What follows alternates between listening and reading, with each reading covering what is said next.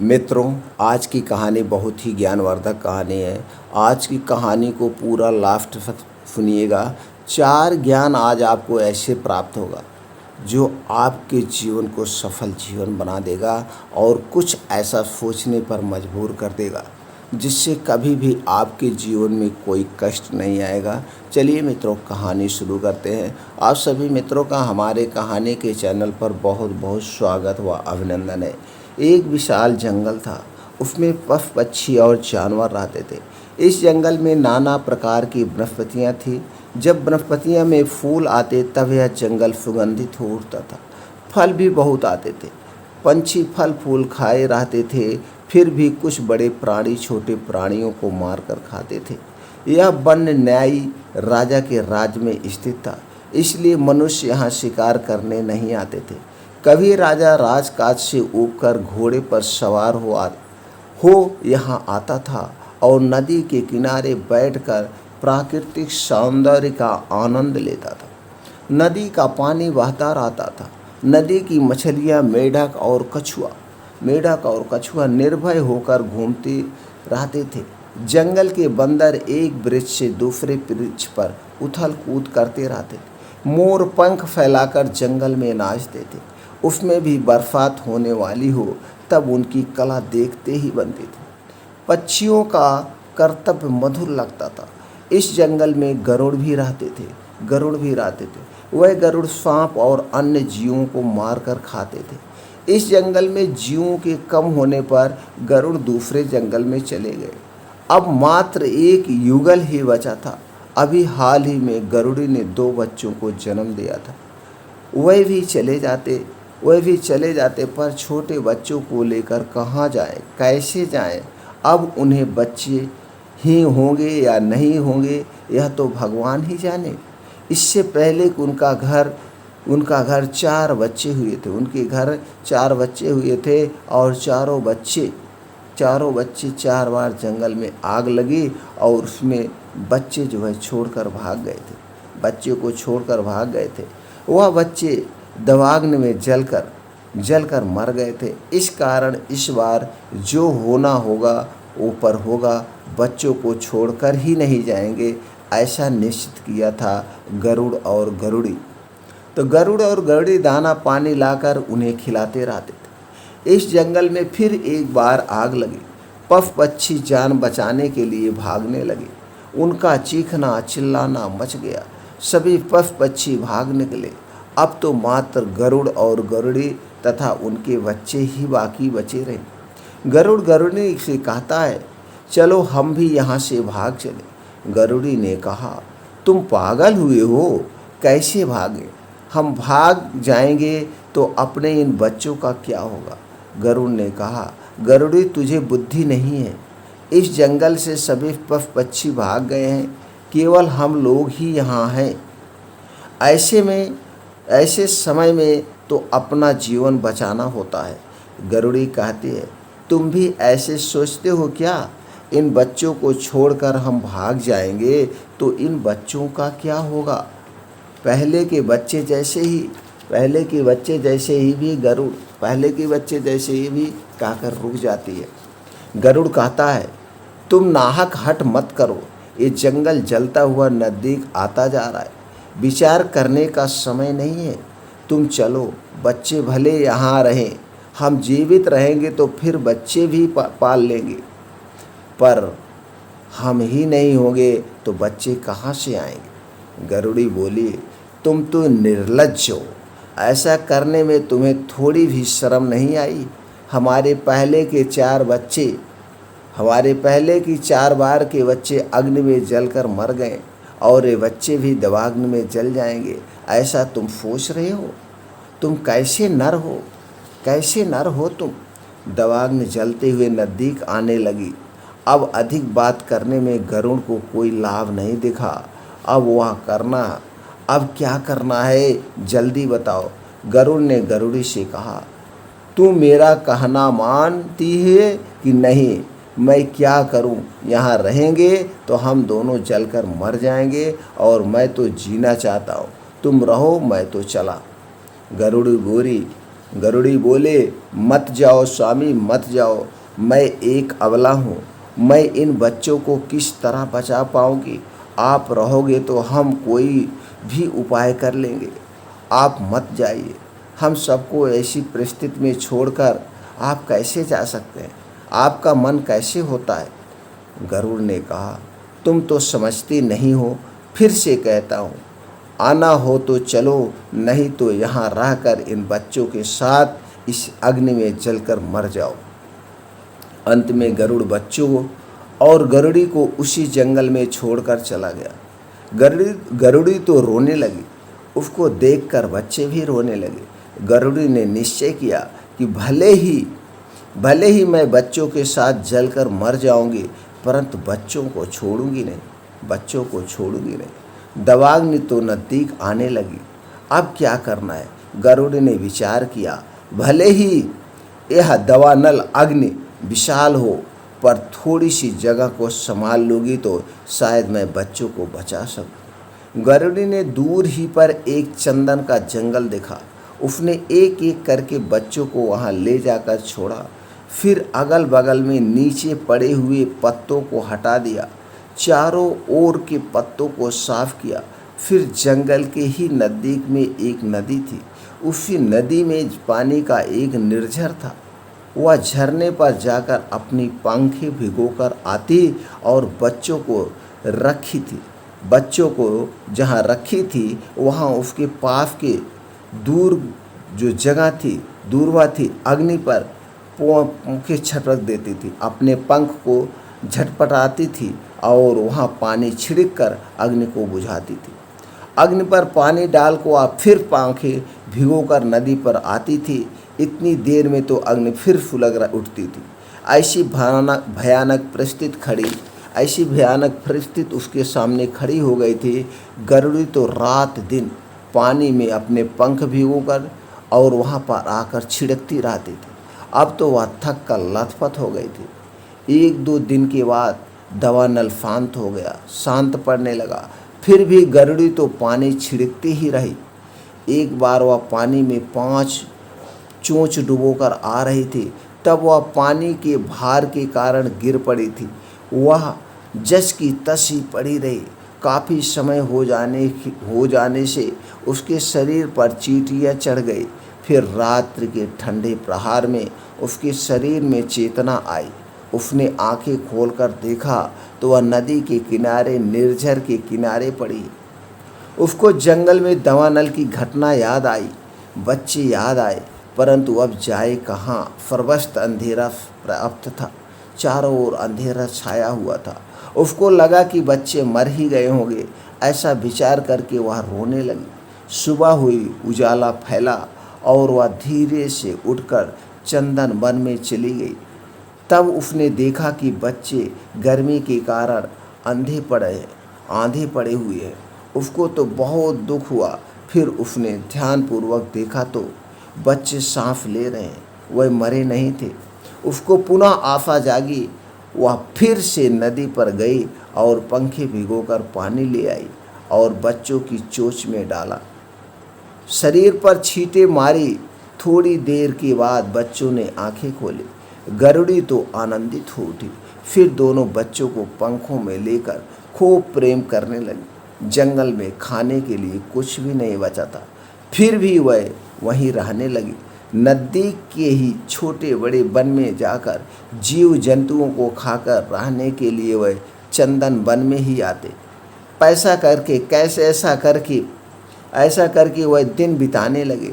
अब तो बच्चे भी बड़े हो गए थे। वह गरुड़ी बच्चों के साथ खूब आनंद पूर्वक रहने लगी। गरुड़ का तो कोई पता ही नहीं था। बच्चे गरुड़ को याद भी नहीं करते थे। दिन बहुत अच्छे निकलने लगे। इस तरह गरुड़ अन्य जंगल में आकर रहने लगा। वहाँ दूसरे जंगल में रहते हुए गरुड़ ने सोचा, वहाँ दवानल वाले जंगल में पड़ी गरुड़ी और बच्चे तो दवाग्नि में मर गए होंगे, उस अग्नि में मर गए होंगे, तो वहाँ जाने का मेरा कोई काम ही नहीं है। अब मैं तो अकेला पड़ गया हूँ, न तो मेरी पत्नी है न ही मेरे बच्चे हैं, तो पूरी ज़िंदगी मैं अकेले कैसे व्यतीत करूँगा? इसकी अपेक्षा दूसरी पत्नी रख लो तो और अच्छा होगा। ऐसा सोचकर उसने उसी जंगल में रहने वाले एक गरुड़ी से संबंध स्थापित किया। वह भी उसी जंगल में रहने लगा। वहाँ भी एक घटना घटी। वह जिस गरुड़ी के साथ संबंध बना रहा था, उस गरुड़ी का पति आया। वह गरुड़ी के संबंध के विषय में जाना और वह इस गरुड़ को चोंच मार मार कर परेशान करने लगा। एक बार वह गरुड़ और उसके संबंधी गरुड़ों ने इस गरुड़ को दूसरे जंगल में चरने के बहाने ले गए। वहाँ 4-5 गरुड़ों ने एक गरुड़ को चोंच मार मार कर बेहोश कर दिया। वह मर गया, एकदम बेहोश कर दिया, वह मर गया। ऐसा समझकर वह गरुड़ वापस जंगल में आ गए। इसकी खोज खबर लेने वह गरुड़ी नहीं आई। वह क्यों आएगी, अब तो उसका पति आ गया था। गरुड़ पूरे दिन अर्धमृत हालात में पड़ा रहा। रात बीत गई। दूसरे दिन उसने आंखें खोली। उसको बहुत दुख हुआ, पर क्या करता, यह उसके कर्म का फल था। फिर वह धीरे से उठा और नदी पर गया, पानी पिया और नज़दीक में ही स्थित एक चंदन के वृक्ष पर जाकर बैठा। 2-3 दिन वहीं रहा।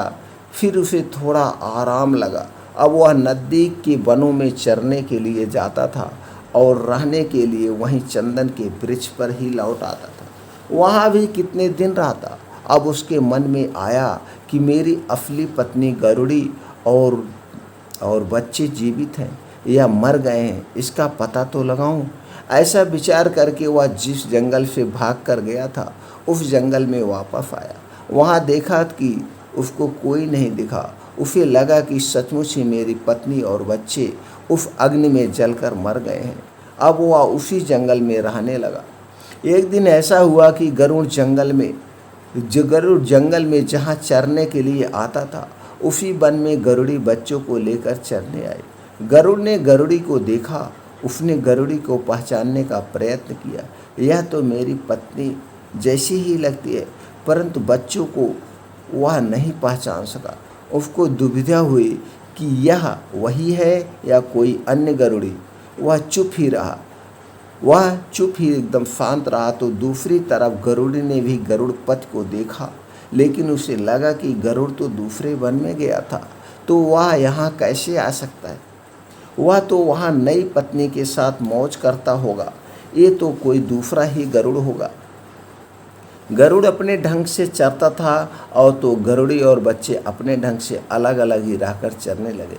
एक दिन दोपहर को चंदन के वृक्ष की खोखल में गरुड़ के बच्चों ने सांप के एक बच्चे को देखा। वह सांप का बच्चा गरुड़ी को देखकर खोखल में छिप गया। गरुड़ के बच्चे ने सांप के बच्चे को खोखल से निकाला और उसे चोंच मारकर अधमरा कर दिया। सांप का बच्चा भागा और वहाँ से भागकर पीपल के वृक्ष पर चढ़ गया। पीपल के वृक्ष पर ही गरुड़ बैठा था। गरुड़ ने सांप को देखा और उसने चोंच मारकर उसे मार डाला। इतनी देर में गरुड़ के बच्चे सांप को खोजते हुए वहाँ आ गए। बच्चों से गरुड़ ने कहा, यह हमारा शिकार है, हमें दे दीजिए। यह हमारा शिकार है, हमें दे दीजिए। गरुड़ ने बच्चों से कहा, इस शिकार को मैं कैसे वापस दे दूं? इसको तो मैंने पकड़ा और मारा है। बच्चे बोले, परंतु शिकार तो हमने ही खोजा था। यह हमारे पास से भागकर यहाँ आया है, इसलिए यह शिकार तो हमारा ही कहलाएगा, तो हमें इसे दे दीजिए। गरुड़ बोला, नहीं दूंगा, यह मेरा शिकार है। बच्चे बोले, ऐसा नहीं चलेगा, यह हमारा शिकार है, हमें दे दो। शिकार की खातिर बच्चों और गरुड़ का झगड़ा हुआ। तभी बच्चों को खोजती हुई गरुड़ी वहाँ आ गई। गरुड़ी ने गरुड़ से कहा, इस शिकार को इन बच्चों ने खोजा है, इसलिए इस शिकार को बच्चों को दे दो। गरुड़ ने कहा, परंतु इस शिकार को मैंने पकड़ा है, तो उन्हें कैसे दे दूँ?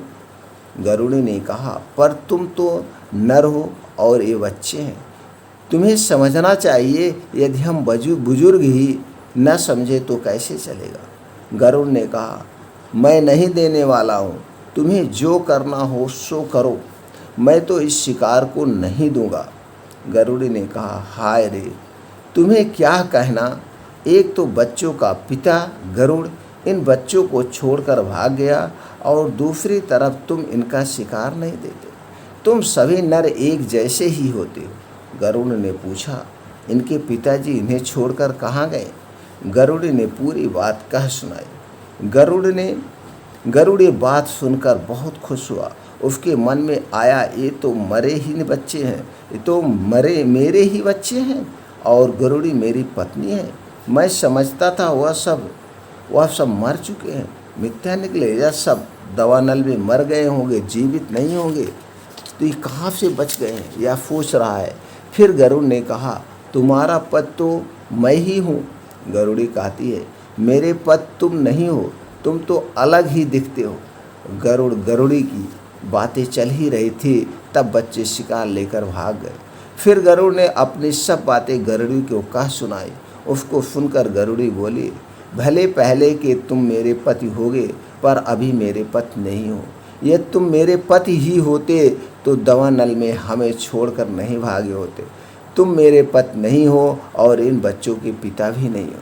तुम्हारे और हमारे बीच में कोई रिश्ता नहीं है।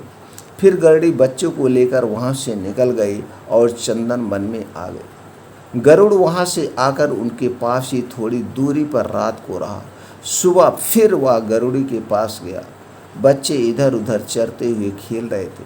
वह बच्चों के पास जाकर लाड़ प्यार करने लगा। बच्चे गरुड़ को देखकर दूर भागने लगे। गरुड़ ने कहा, तुम्हें यहाँ आने की ज़रूरत नहीं है, तुम मेरे पति नहीं हो। गरुड़ ने कहा, मैं ही तेरा पति हूँ, तू क्यों नहीं समझती? गरुड़ वहाँ पास में जाकर गरुड़ी को फुसलाने लगा, लेकिन गरुड़ी उसको स्वीकारती नहीं थी। बाद में गरुड़ ने कहा, भले तुम मुझको स्वीकार ना करो, अपने घर नहीं रखो, परंतु मेरे बच्चे तो दे दो। गरुड़ी गरुड़ की मांग सुनकर बहुत खींच गई। तुम्हारे बच्चे होते तो तुम उन्हें छोड़कर भाग नहीं गए होते। उन्हें किस तरह से बचाया वह मुझको ही पता है। सूर्य चंद्र उसके साक्षी हैं। गरुड़ ने कहा, तुम चाहे जो करो, परंतु मेरे बच्चे को मुझे सौंप दो। गरुड़ी उसको बच्चों को नहीं देती। गरुड़ बोला, तुम मुझे मेरे बच्चे को नहीं दोगे तो मैं राजा के पास न्याय के लिए जाऊंगा।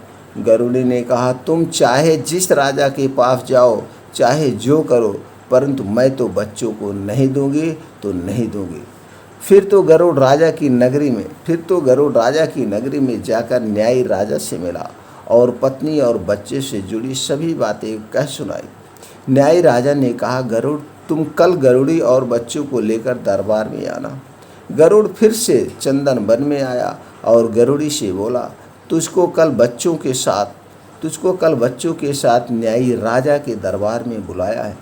गरुड़ी बोली, कोई बात नहीं, मैं कल बच्चों को लेकर दरबार में आऊँगी। राजा के आदेश का अनादर नहीं करते हैं। गरुड़ी ने माना कि यदि इतनी तकलीफ़ें उठाकर बच्चों को अग्नि से बचाया है और छोटे से बड़ा किया है, ये सब बातें राजा को कह सुनाऊंगी तो राजा बच्चों को गरुड़ को नहीं देंगे, लेकिन बदले में उनको दंड ही मिलेगा। दूसरे दिन गरुड़ी बच्चों को लेकर न्यायी राजा के दरबार में गई। गरुड़ भी आया और दरबार लगा। राजा ने न्याय का काम आरंभ किया। राजा ने कहा, गरुड़ी, ये गरुड़ तेरा पति है। गरुड़ी ने कहा, मुझको पूरा विश्वास तो नहीं है, पर उसकी बात से लगता है कि यह मेरा पति होगा। राजा ने कहा, और ये बच्चे तुम्हारे हैं? गरुड़ी बोली, हाँ महाराज, ये बच्चे मेरे ही हैं। इन बच्चों को हमने पाला पोसा है। राजा ने गरुड़ से पूछा, तुम्हारे गृह संसार में ऐसा क्यों हुआ? गरुड़ ने कहा, महाराज, मैं बाहर के अन्य जंगल में चरने के लिए गया था, तब जंगल में आग लग गई। मुझको लगा कि वहाँ ठहरी पत्नी, गरुड़ी और बच्चे अग्नि में जलकर मर गए होंगे, इसलिए मैं वहीं दूसरे जंगल में ही रुक गया था। फिर न्यायी राजा ने गरुड़ी से पूछा, क्या गरुड़ ठीक कह रहा है? यह बात सत्य है? गरुड़ी बोली, महाराज, गरुड़ झूठ बोल रहा है। दरअसल सच बात तो यह ही है, गरुड़ी ने जंगल में आग लगी, तब यह बात शुरू करके बच्चों पर जोर से झगड़ा होने लगे और बच्चों की गरुड़ की मांग तक की बात राजा को कह सुनाई। गरुड़ी की बात सुनकर राजा ने सिर हिलाया। राजा ने कहा, गरुड़, अब तुम गरुड़ी को साथ रखोगे? गरुड़ ने कहा, हाँ महाराज, मैं अब भी गरुड़ी और बच्चों को अपने साथ रखने को तैयार हूँ। कारण वह मेरी पत्नी है और अपने बच्चों के बिना तो मेरा जीवन व्यर्थ है। फिर राजा ने गरुड़ी से पूछा, गरुड़ी, तुम गरुड़ के साथ रहोगी? गरुड़ ने कहा, मैं कैसे जाऊँ? अग्नि लगाकर दवा नल लगा तब हमको छोड़कर भाग गए थे, तो अब इनका क्या भरोसा? मेरा और बच्चों का तो ये नया जन्म हुआ है समझो। राजा ने कहा, गरुड़, गरुड़ी तो तुम्हारे साथ रहने को तैयार नहीं है, तो तुम क्या करोगे?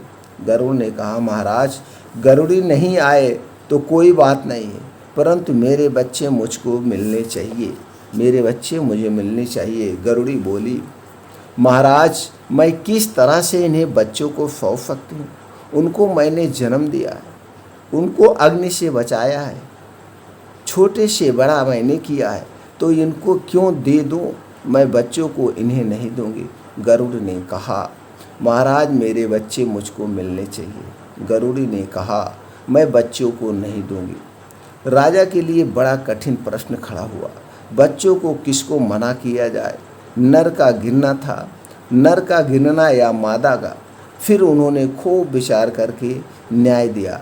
गरुड़ी बहन, बच्चों को तुमने जन्म दिया, अग्नि से तुमने बचाया, छोटे से बड़ा किया, तुमको बड़ी मुश्किलें हुई, परंतु वंश तो नर का ही कहलाता है, इसलिए ये बच्चे तो गरुड़ के ही माने जाएंगे। गरुड़ी बोली, आप चाहे जो करें, मैं बच्चों को देने वाली नहीं हूँ, नहीं दूंगी। कहते कहते गरुड़ी वहीं चक्कर खाकर गिर पड़ी। फिर गरुड़ दोनों बच्चों को आगे करके चलने लगा। बच्चे तो माता पिता कहकर खूब रोने लगे, परंतु उनकी माता उन्हें बचाने के लिए कहाँ आ पाती। फिर तो गरुड़ी किसी तरह से उठकर वहाँ से निकले और सकरी नदी पर आकर बच्चों के लिए खूब विलाप करने लगी।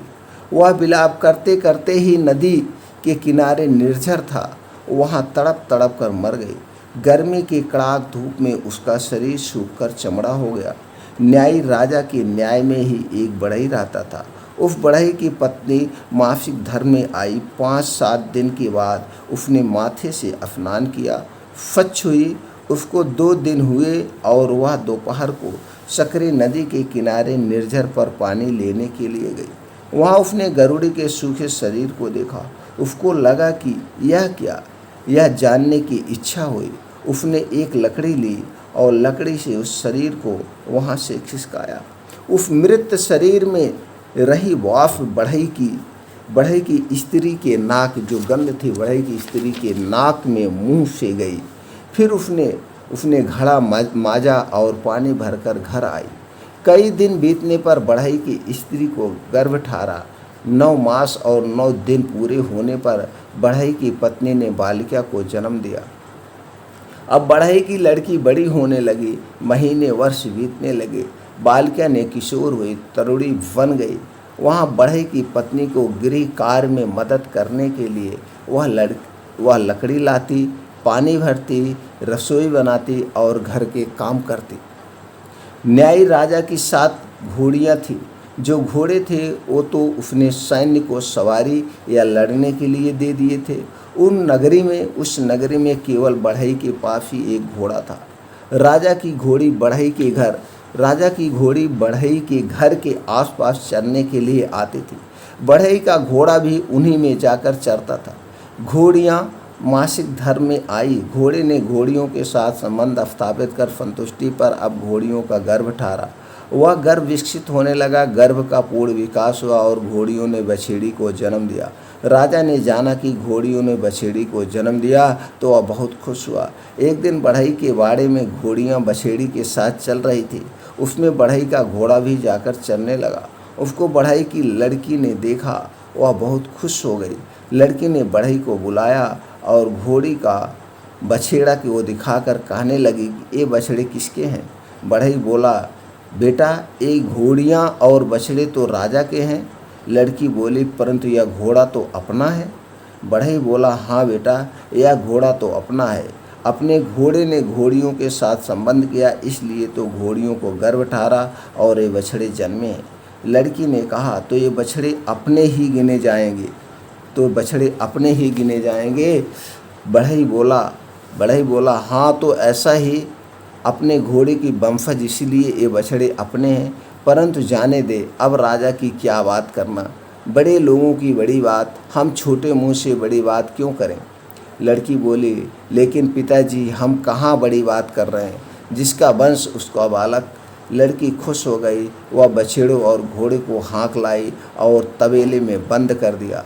5 को घोड़ियाँ राजा के घर आई, वह बछड़े के बिना बछड़ों के लिए तूफान मचाने लगी। घोड़े की रखवाली करने वाला बछड़ों की खोज में निकला। उसने देखा कि बछड़े बढ़ई की घुड़साल में बंद हैं। वह बढ़ई के घर गया और कहा, बढ़ई इन बछड़ों को छोड़ दो, ये राजा के बछड़े हैं। बढ़ई बछड़ों को बंद किए हुए तबेले को दरवाज़ा खोलने गया, लेकिन लड़की ने उसको रोका, नहीं ये राजा के नहीं है, फिर क्यों देना है। बढ़ई लड़की को समझाता है, पर वह नहीं मानती और बछड़े को नहीं देती। बढ़ई ने कहा, बेटा राजा के आदमी बछड़े लेने आए हैं तो दे देते हैं। लड़की ने कहा, परंतु क्यों देना, ये अपने घोड़े के वंशज है, राजा को इन्हें नहीं देना है। राजा के नौकर ने घर जाकर पूरी बात राजा से कही। अब राजा ने बढ़ई को बुलवाया। राजा ने कहा, बढ़ई आपने तबेले में मेरे बछड़े को बंद किया है, उन्हें क्यों नहीं छोड़ता है। बढ़ई ने कहा, महाराज उन बछड़ों को तो मेरी लड़की ने बंद कर दिया है, उसको पसंद है इसलिए रखा है। राजा ने कहा, लेकिन ये बछड़े तो मेरे हैं, ये तो तुम्हें पता ही है, तुम्हें बछड़ों को छोड़ देना पड़ेगा। बढ़ई ने कहा, छोड़ देना पड़ेगा। बढ़ई बोला, उस पागल लड़की को मैंने कितनी बार समझाया, पर वह समझने के लिए तैयार नहीं है। राजा ने कहा, इन सिपाहियों को लेकर जाओ, लड़की को धमकी देकर बछड़ों को छोड़ दो।